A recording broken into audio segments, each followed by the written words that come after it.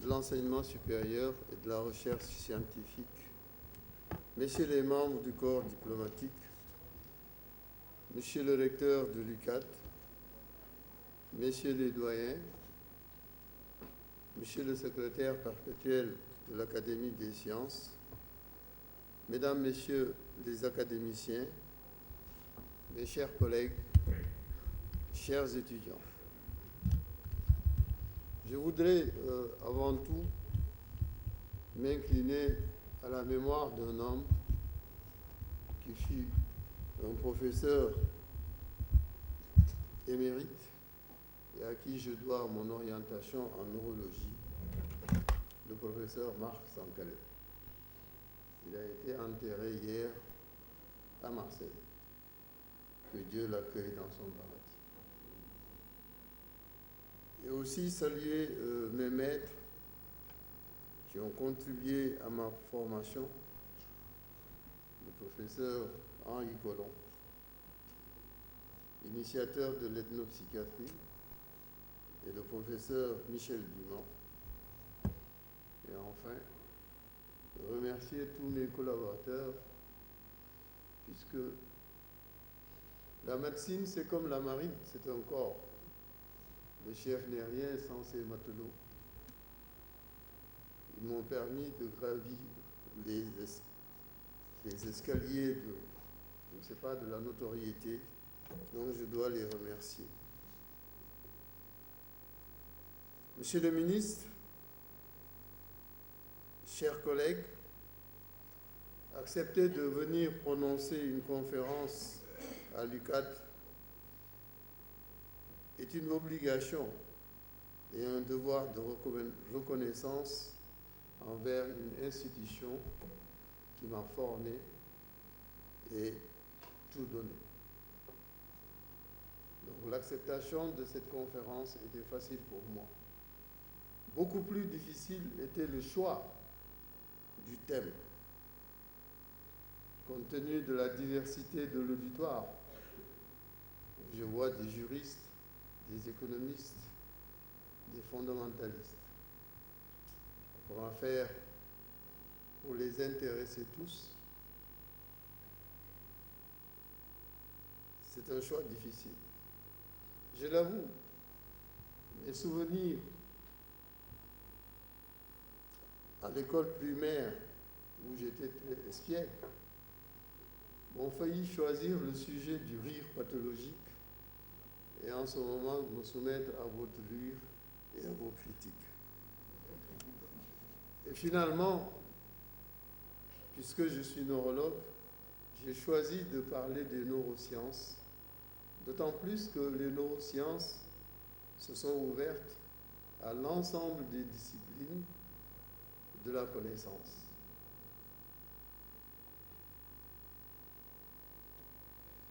Et cette ouverture, cette quête de la connaissance du cerveau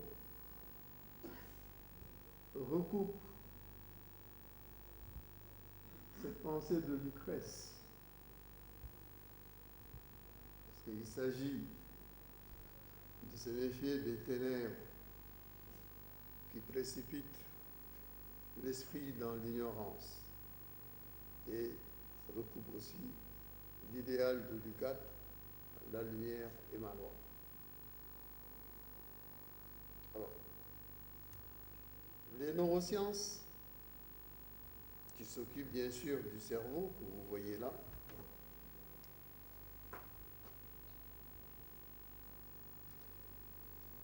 se définissent comme l'ensemble de toutes les disciplines scientifiques qui étudient le cerveau tant du point de vue de sa structure que de son fonctionnement depuis l'échelle moléculaire, cellulaire, des organes jusqu'à la totalité de l'organisme. C'est un terme qui est apparu par nécessité,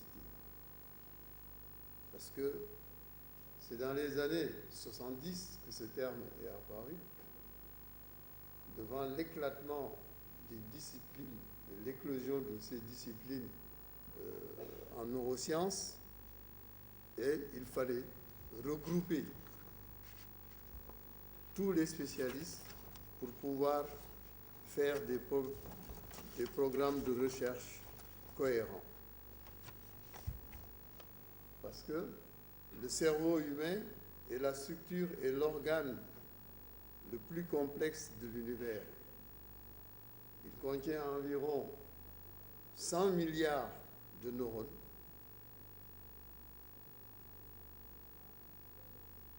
400 milliards de cellules gliales, et imaginez ces milliards de connexions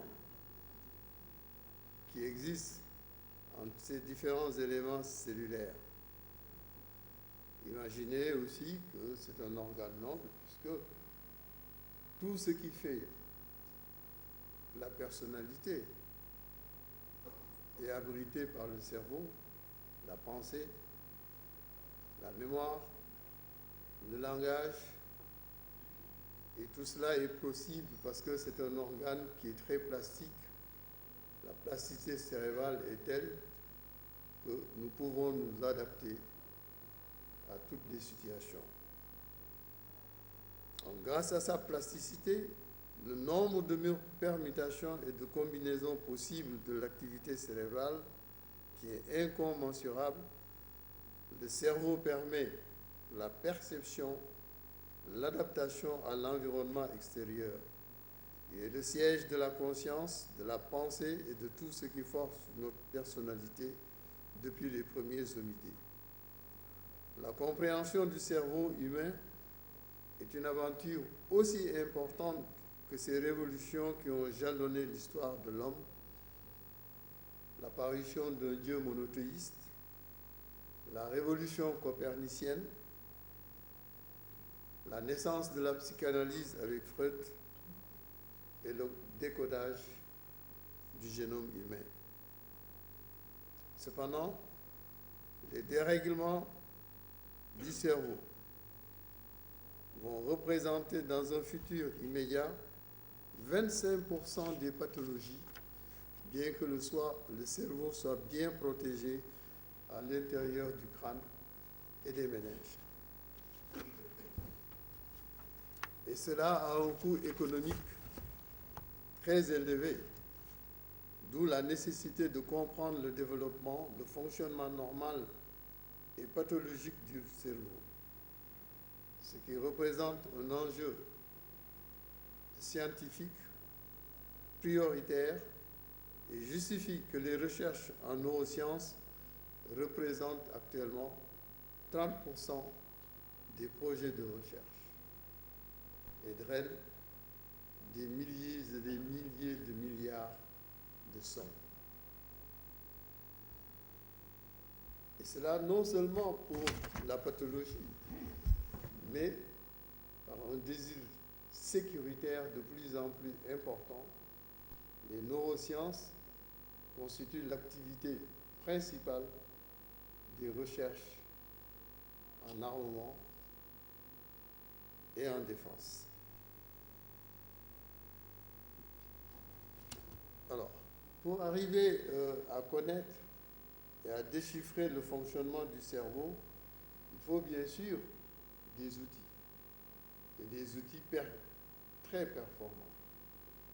Ces outils sont avant tout l'électrophysiologie. L'électrophysiologie permet de recueillir le fonctionnement immédiat et spontané des neurones. C'est l'électroencéphalographie qui a été inventée en 1929, mais qui, au fil du temps, s'est perfectionnée. Actuellement, il y a des EEG, des appareils d'EEG quantifiés, qui quantifient l'activité, le fonctionnement des neurones. Il existe la magnétoencéphalographie combinée à un champ magnétique. Les potentiels évoqués, qui sur le plan électrophysiologique vont étudier le déroulement des stimulations de la moelle au tronc cérébral et au cerveau, permettant d'avoir des ondes suivant leur modification, on pourra savoir quel étage de l'encéphale est concerné. Et enfin, nous avons la neuromodulation qui permet d'introduire des aiguilles directement en contact avec le cerveau, de faire des stimulations profondes et d'avoir des renseignements de premier choix. Vous avez de l'imagerie structurale qui vous donne la forme de l'organe, la forme du cerveau. Ensuite, vous avez l'imagerie médicale fonctionnelle qui permet d'étudier les modifications du cerveau dans son immatérialité, par exemple la pensée, la mémoire. La pensée, la mémoire, donc c'est cette fonctionnalité, cette manière de représenter ce qui n'est pas perceptible objectivement. C'est par exemple ce qui permet de trancher le débat entre philosophes et scientifiques sur la conscience. Comme nous le verrons, la conscience est immatérielle chez le philosophe, alors que chez les scientifiques, c'est quelque chose qu'on peut voir, qu'on peut représenter grâce à l'imagerie fonctionnelle. Bon. L'imagerie structurale, c'est le scanner, c'est l'IRM, l'imagerie médicale, c'est le TEP, le spectre. Ensuite, c'est l'imagerie computationnelle que je vais illustrer. Voilà. Ici, vous avez un scanner.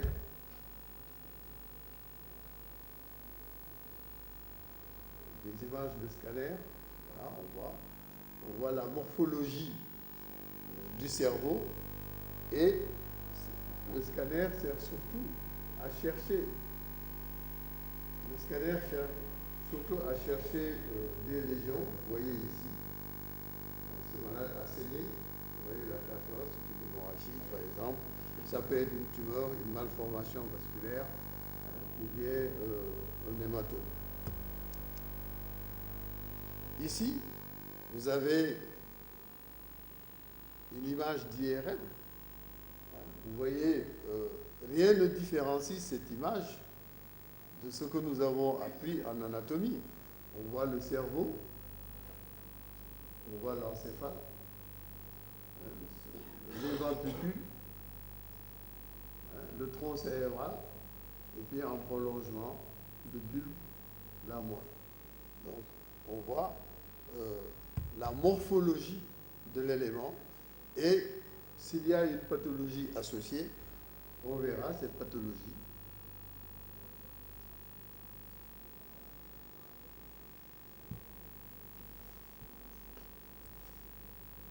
Comme ici, par exemple.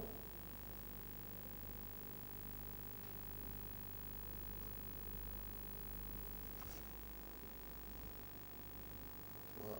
Ce malade a une tumeur au niveau de l'angle.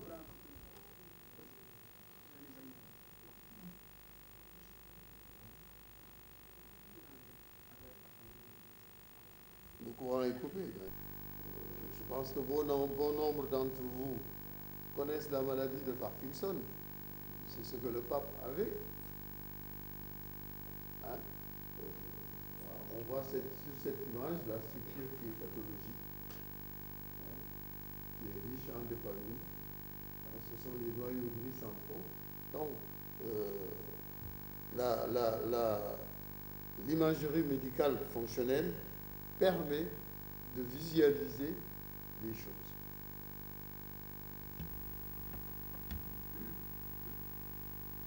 De visualiser aussi certaines pathologies.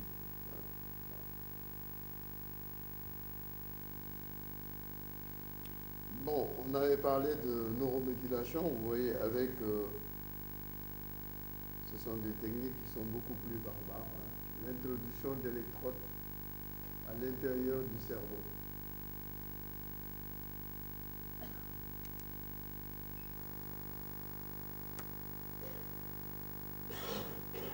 Donc ce sont ces outils qui permettent d'étudier le cerveau dans sa fonctionnalité essentiellement.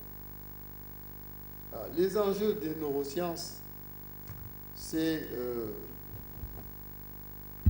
sont dus à l'importance de la pathologie neurologique, je dirais de la pathologie neuropsychiatrique et de la pathologie neurosensorielle. Ce sont les enjeux principaux des neurosciences. D'abord, les accidents vasculaires cérébraux. Ces accidents vasculaires cérébraux, vous en avez tous entendu parler. Accident, vous avez brutalement un homme qui perd sa motricité, ça peut être la moitié d'un corps, une hémiplégie, ou bien qui perd le langage, qui ne peut plus parler. L'exemple que je donne, c'est un exemple typique de l'esprit des femmes. Je reçois un malade qui a un accident vasculaire cérébral. J'interroge son épouse pour le déroulement de la maladie. Elle me répond, docteur, c'est simple. Nous sommes mariés depuis 25 ans, rien ne lui est arrivé. Je prends une deuxième épouse il y a une semaine. Le matin, en buvant son café, il ne peut plus parler. Et son côté droit est paralysé. Voilà. 30% à 60% des hospitalisés et 30% de la mortalité. Dans les pays où existent des registres, on sait qu'en France, vous avez 150 000 personnes par an qui souffrent d'accidents vasculaires. Aux États-Unis, c'est 300 000 personnes par an. C'est un problème de santé publique majeur. D'où la nécessité de connaître les mécanismes de ces accidents vasculaires, et ça engloutit des sommes. Le coût économique des AVC représente aussi des centaines de milliards de francs.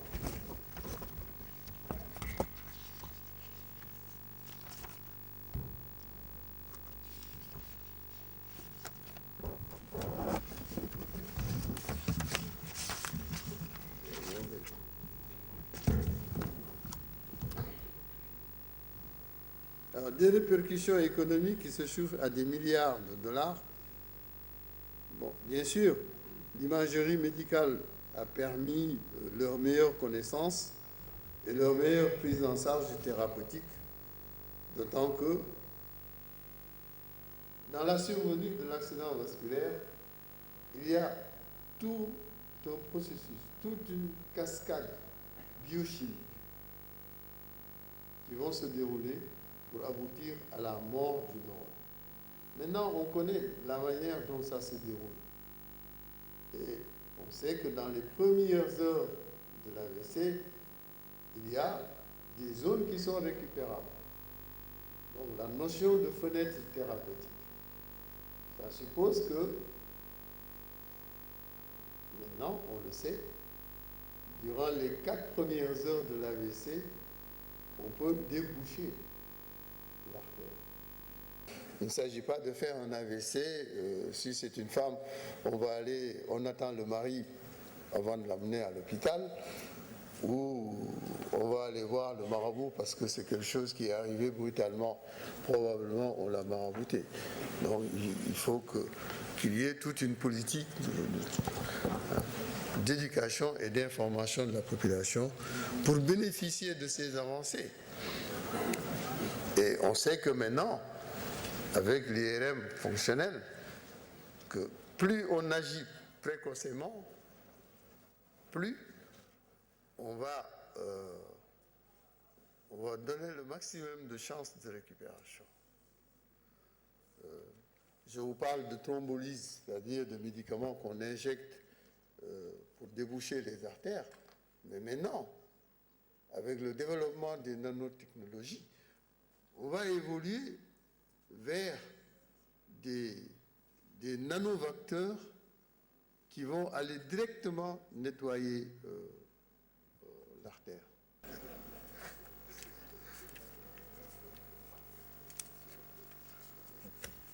Donc, il y a tout ce problème. Alors, on sait que actuellement, 20% des épileptiques n'ont pas de traitement efficace. Et les dernières molécules efficaces coûtent excessivement cher. L'une des molécules de dernière génération, comme la dépakine, c'est 10 000 francs à peu près la boîte. Quand vous devez prendre, il y a 30 comprimés, si vous devez prendre 3 comprimés par jour, bon, en Europe c'est facile puisque vous êtes remboursé, mais ici ça pose des problèmes de solvabilité. Alors, ces 20%, il faut faire des recherches. Et c'est là où la stimulation corticale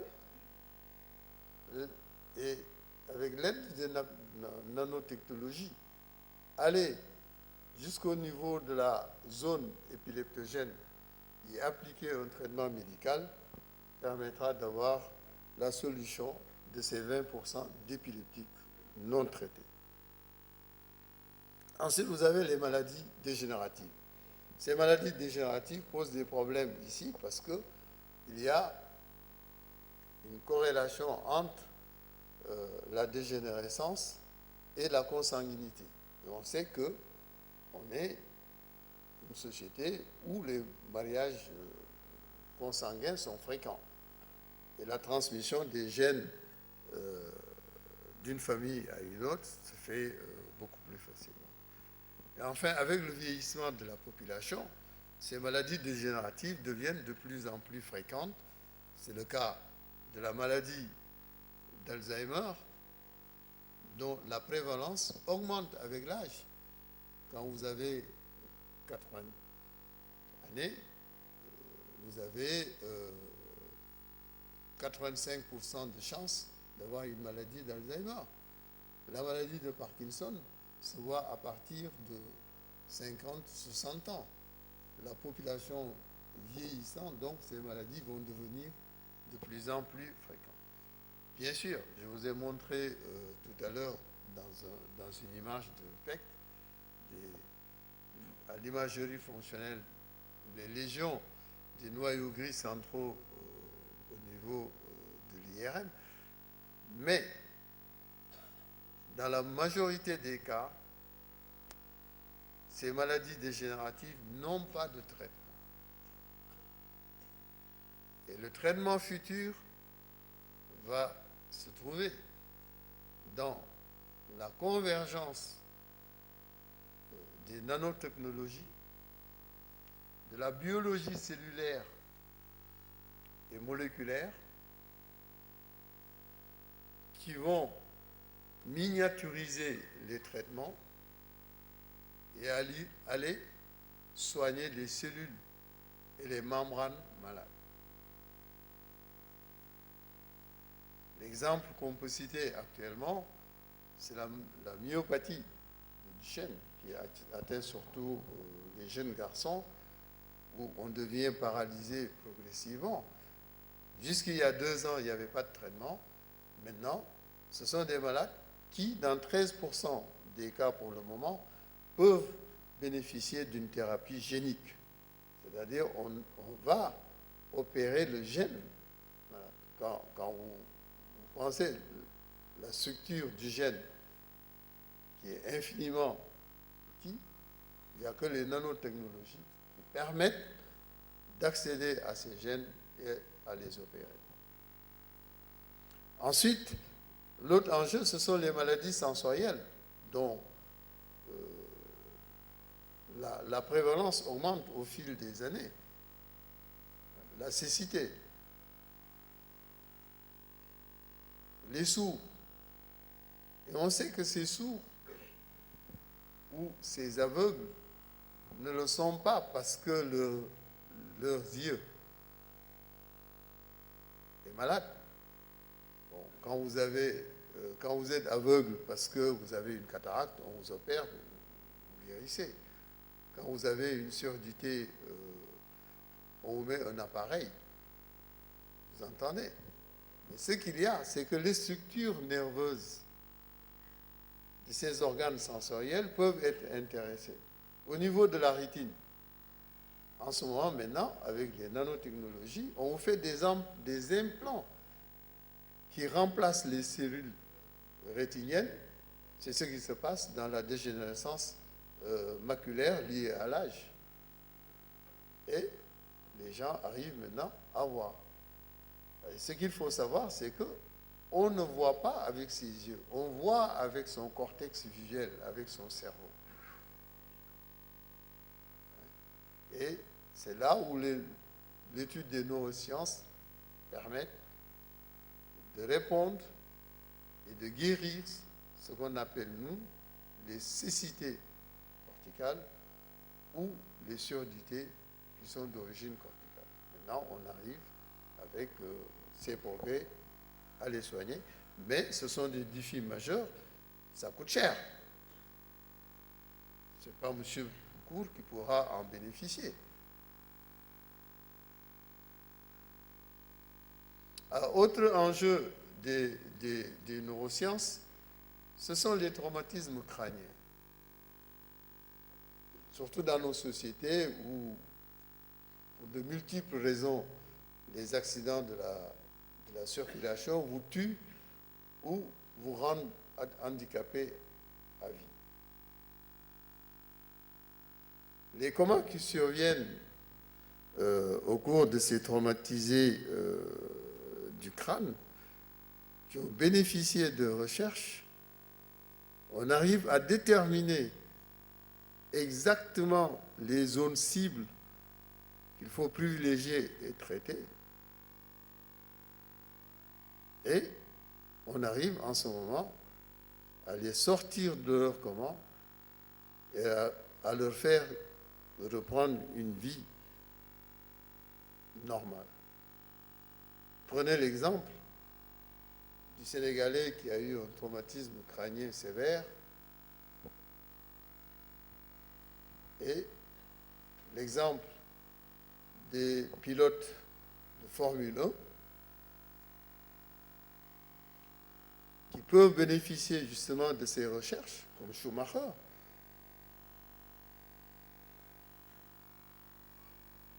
Ça, c'est le fruit de la recherche. Schumacher aurait fait son accident au Sénégal, bon.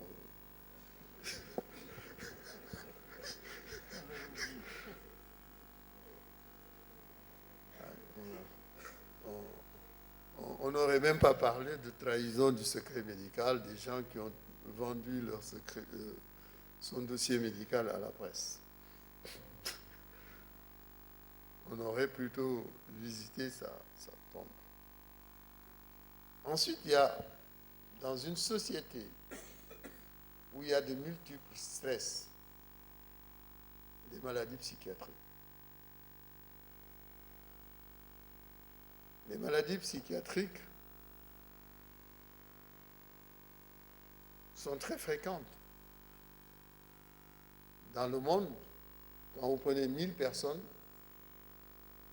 les 2 sont déprimés. La dépression touche 2 pour 1000 de la population. L'anxiété, 4 pour 1000.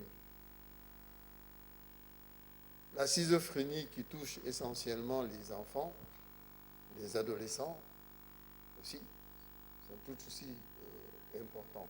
Donc ça pose des problèmes de santé publique et les molécules dont nous nous servons en pathologie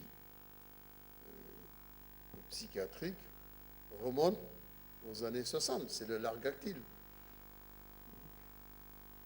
Essentiellement, les neuroleptiques. Bien sûr, il y a eu un perfectionnement de ces molécules, mais l'avenir du traitement de ces maladies, parce que nous savons maintenant que ce ne sont pas des maladies comme on les classait avant. On disait, vous avez des troubles mentaux, le scanner, l'EEG normal, c'est psychiatrique. On sait maintenant que ces maladies psychiatriques, il y a des causes génétiques, il y a des anomalies au niveau des synapses, il y a des anomalies notamment dans la conduction, dans le transport axonal.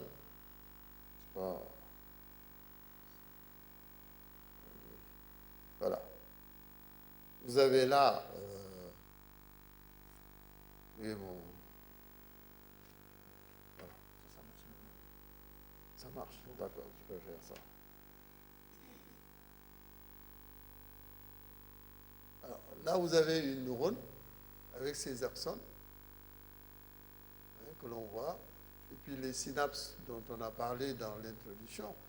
On sait que le fondement de ces maladies se trouve là, dans l'altération du transport des éléments dont le neurone a besoin pour fonctionner. C'est le transport axonal qui est altéré, et avec le décodage du code neurologique, du code de la neurone, du neurone du moins, on pourra en ce moment traiter ces affections psychiatriques que sont la schizophrénie notamment. Et puis, il y a des affections neuropsychiatriques, c'est-à-dire des affections qui associent des troubles neurologiques et des troubles psychiatriques tels que la maladie de Huntington. C'est en étudiant la maladie de Huntington qu'on s'est rendu compte de tout ce qu'il y a comme désordre moléculaire au niveau du transport axonal. Je vous l'ai dit que le mode d'organisation du cerveau, sa plasticité,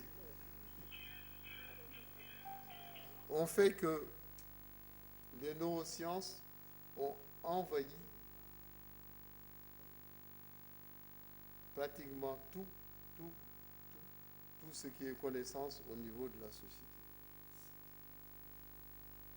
Alors, vous avez des enjeux sociétaux. Ces enjeux sociétaux, c'est avant tout, bien sûr, l'économie. Là, il existe le concept de neuroéconomie, de neuromarketing.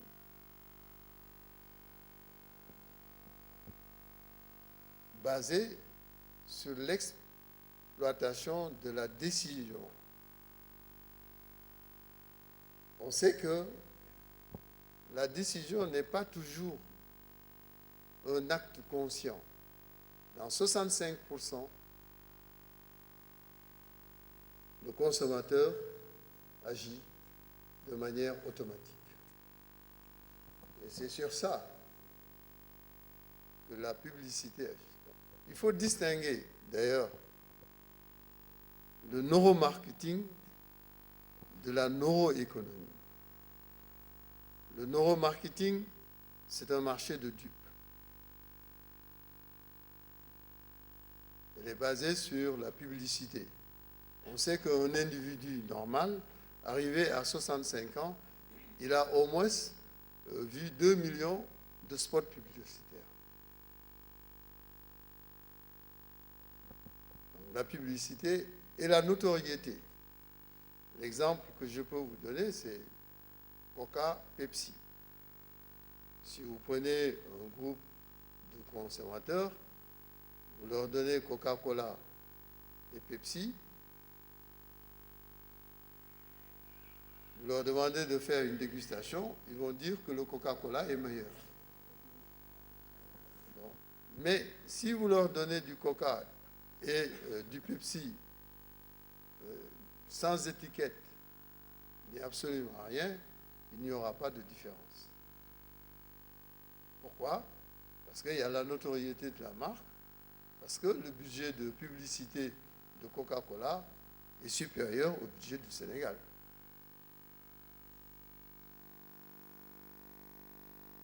La notoriété aussi joue dans nos choix. Ce n'est pour rien qu'on vous montre un cow-boy qui représente la virilité, le combat dans la publicité des tabacs. Ou bien qu'on vous montre un champion de Formule 1 dans la publicité d'une montre. C'est la notoriété. C'est une publicité qui est truquée. C'est pourquoi je dis le neuromarketing, c'est un marché de dupes. Par contre, la neuroéconomie, c'est une discipline. Il ne s'agit plus, comme dans le marketing, d'agir au niveau du cerveau primitif, du système limbique qui gère les émotions. Dans le neuromarketing, on apprend à agir de manière consciente. C'est beaucoup plus le néocortex qui va aider à choisir. Et maintenant, c'est une discipline qui est enseignée dans les universités.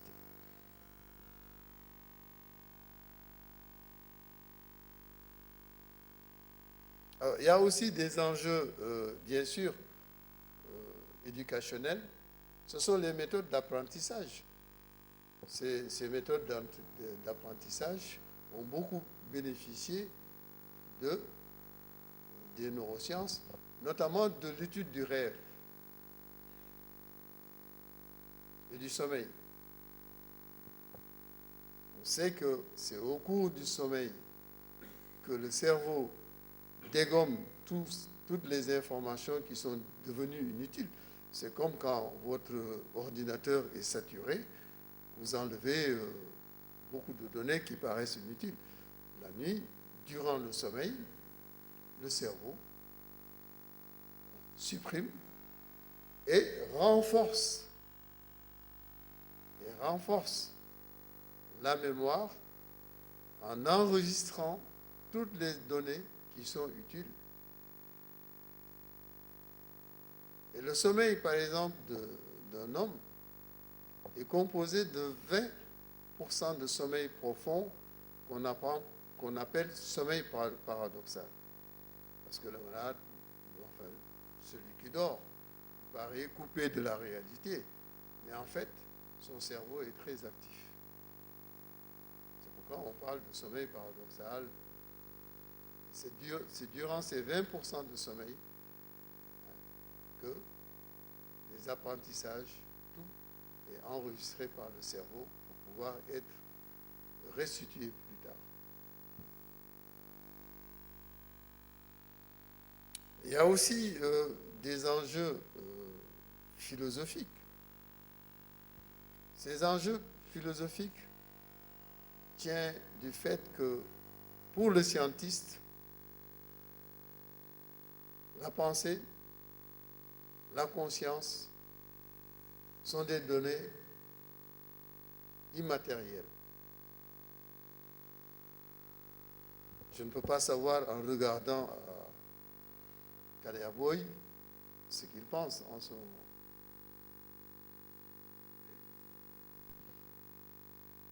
Par contre,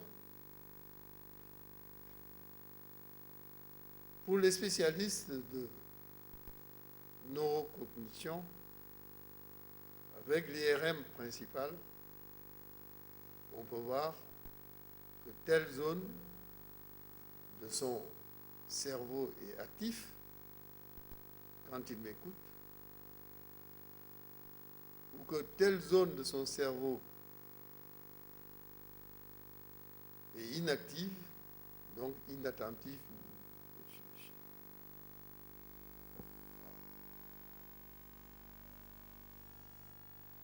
Donc c'est le débat entre philosophes. Bon, ce n'est pas un débat qui est nouveau. Bon, on sait que pendant très longtemps,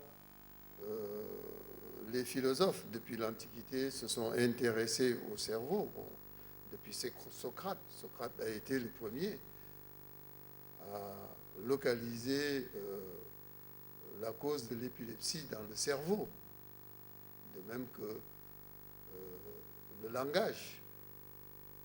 Et même à savoir que les personnes qui ont des lésions au niveau de l'hémisphère gauche ont des troubles du langage. Ça, Socrate le savait déjà. Aristote aussi disait que tout ce qui est mécanisme de pensée était dans le cerveau. Ensuite, on sait que d'autres philosophes, dont certains étaient des médecins, par exemple, les philosophes qui sont là, bon, au niveau de l'école normale supérieure, Canguilhem, qui était médecin, et qui a fait sa thèse sur le normal et le pathologique. Ensuite, bien avant, Freud a écrit l'esquisse de la psychologie scientifique.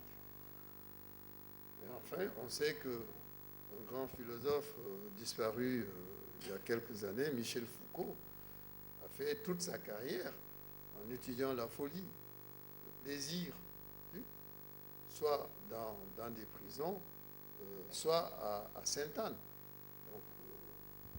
Bon, mais ce débat est nouveau depuis que l'imagerie médicale a fait irruption dans le champ cognitif.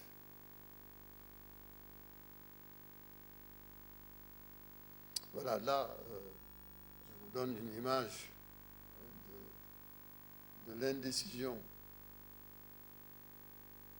Parce que dans 60% des cas, on ne sait pas, on agit automatiquement. On n'analyse pas. Quelqu'un de normal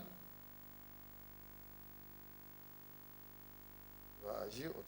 Bon, c'est lié au fait que dans l'indécision, notamment dans le marquis, le ciblage se fait ici, au niveau de la partie du cerveau qui est commune à beaucoup d'espèces. Par contre, dans la neuroéconomie et en neurophysiologie, on voit les zones qui sont intéressées par la conscience et dans des choix rationnels. Là, je vous montre que des images de la conscience, d'un sujet qui est conscient. Vous voyez, un sujet normal.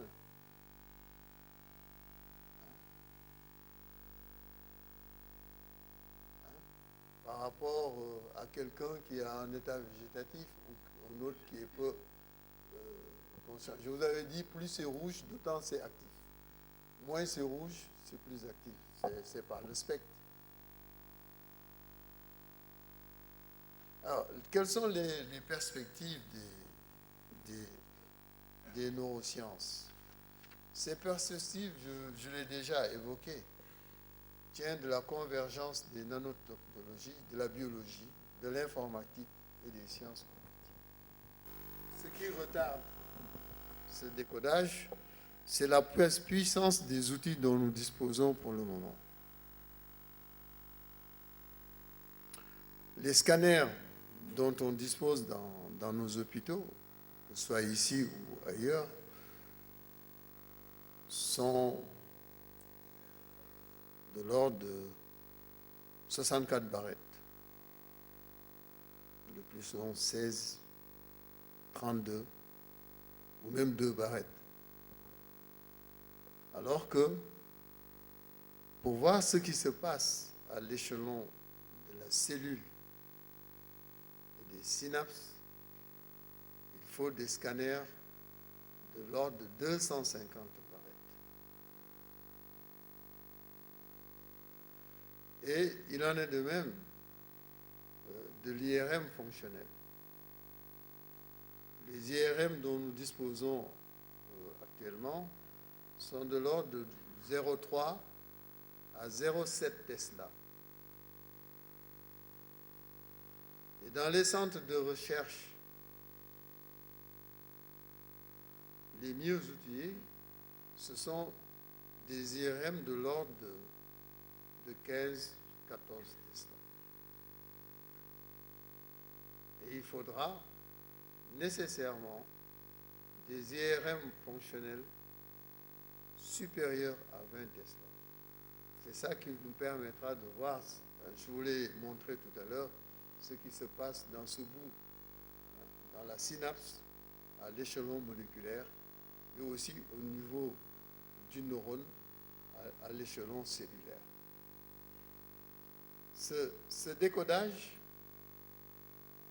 associé au décodage complet du génome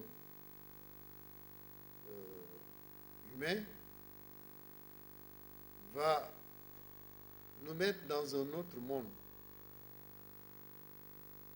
Dans un monde si différent que, par exemple, que l'homme qui, au début du XVIIIe siècle, à qui on dit on va aller sur la Lune.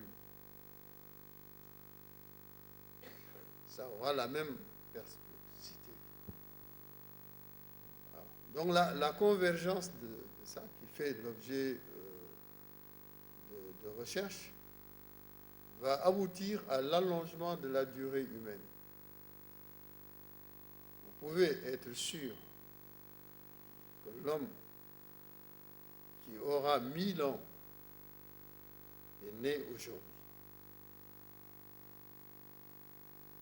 L'homme qui aura 1000 ans est né aujourd'hui.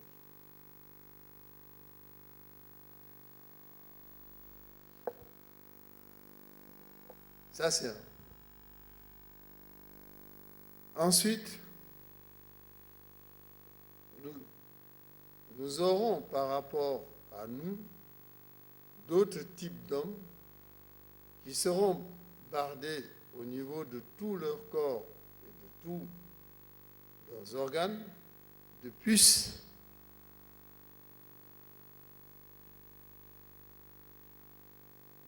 Ce n'est plus l'homme qui va sécréter ou élaborer des systèmes de défense,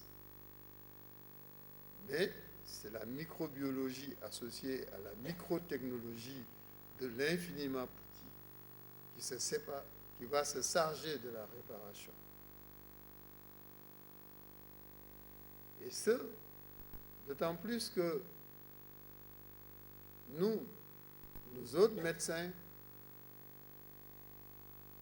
nous serons des médecins de notre âge, des médecins archaïques.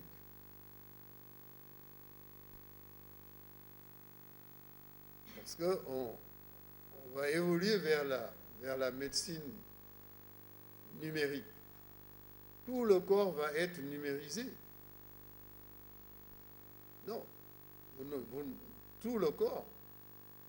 Vous pouvez, demain, sur votre ordinateur, votre cœur fonctionner, le sang circuler, ce qui se passe dans votre cerveau, bon, c'est l'homme numérisé.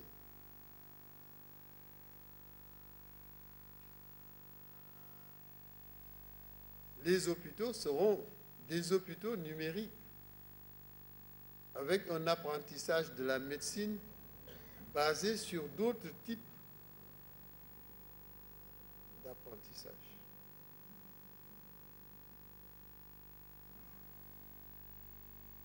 Ensuite, on aura de plus en plus la notion de ce qu'on appelle de l'homme augmenté. Les capacités de l'homme, les déficiences de l'homme vont être corrigées.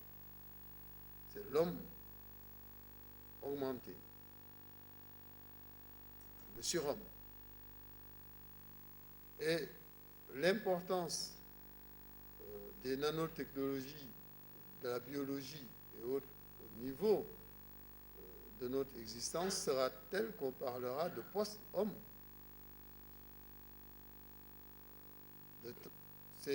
C'est tout le débat qu'il y a au niveau de la société sur le transhumanisme.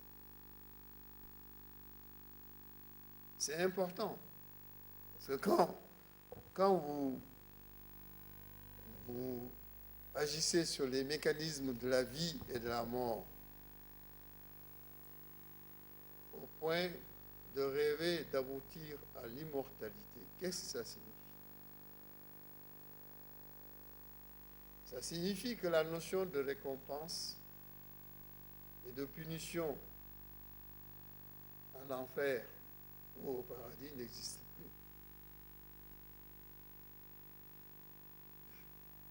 Et que comme le disait Camus, l'enfer, ce ne sera pas l'au-delà, le paradis. L'enfer sera ici avec les autres.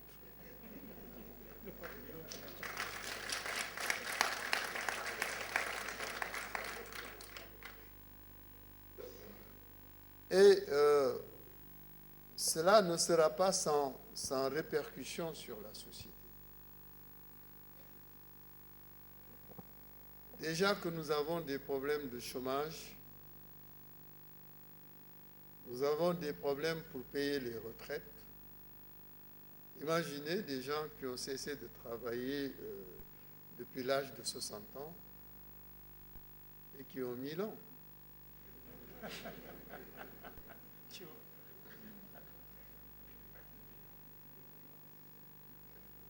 Et vous aurez des problèmes, on aura aussi des problèmes démographiques.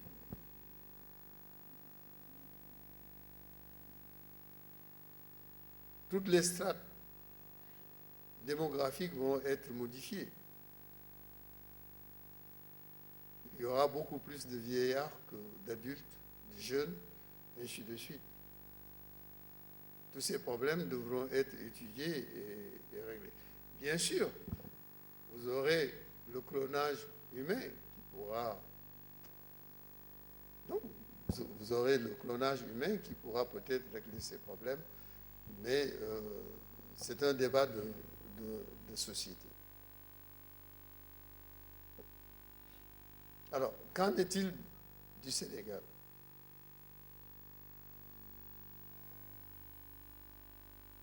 Au Sénégal, les neurosciences existent depuis 1957 avec des départements d'hospitalisation, des moyens d'exploration, EEG, la physiologie a toujours existé. Même à la faculté de médecine existait un département de neurophysiologie avec des singes pour étudier la maladie du sommeil et autres. Un service de neuroradiologie avec un scanner et puis IRM. Les ressources humaines existent puisque nous avons une quinzaine d'agrégés en neurosciences. Et la recherche aussi existe. Cette recherche en neurosciences porte essentiellement sur l'épilepsie, notamment la génétique de l'épilepsie. Génétique privilégiée du fait de la polygamie. Il est beaucoup plus d'avoir des échantillons dans une société polygame ou dans des familles nombreuses que dans une famille restreinte. Donc, il y a la génétique de l'épilepsie. Ensuite, nous avons fait des études sur les troubles du langage, notamment les troubles du langage chez le polyglotte. Quand vous possédez 3 langues, votre langue maternelle, le français, l'anglais, si vous devenez aphasique, se posera le problème du choix de la langue pour vous rééduquer.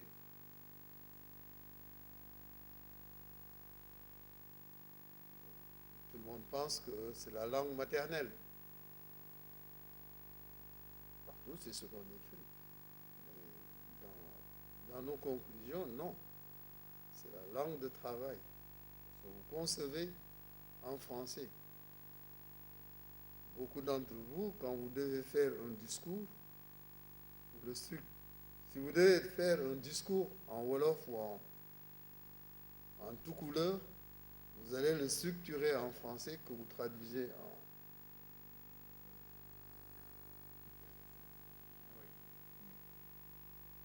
Bon. Ensuite, bien sûr, nous avons fait le problème, le rêve. Il y a la possibilité de stimuler votre cerveau de partout. Je n'ai pas été sans penser que c'était un gâchis. Je suis croyant, mais pour moi, c'était un gâchis. Voir un cerveau qui a tant engrangé, tant appris, disparaître sous terre, je pense que c'est un gâchis. Heureusement que l'évolution des neurosciences nous permet demain de récupérer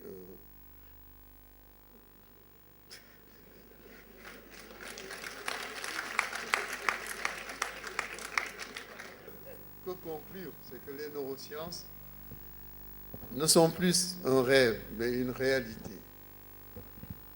Une possibilité de traduire l'immatérialité en message. C'est un champ d'études fascinant et très fécond,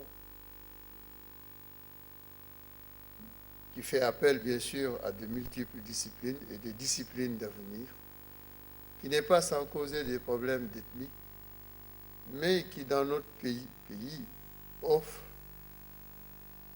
d'immenses possibilités. Possibilités de formation. J'entends toujours dire il y a trop d'étudiants en lettres, il y a trop d'étudiants en ceci ou cela. Mais tous ces étudiants en lettres peuvent être un jour, peuvent embrasser d'autres branches, devenir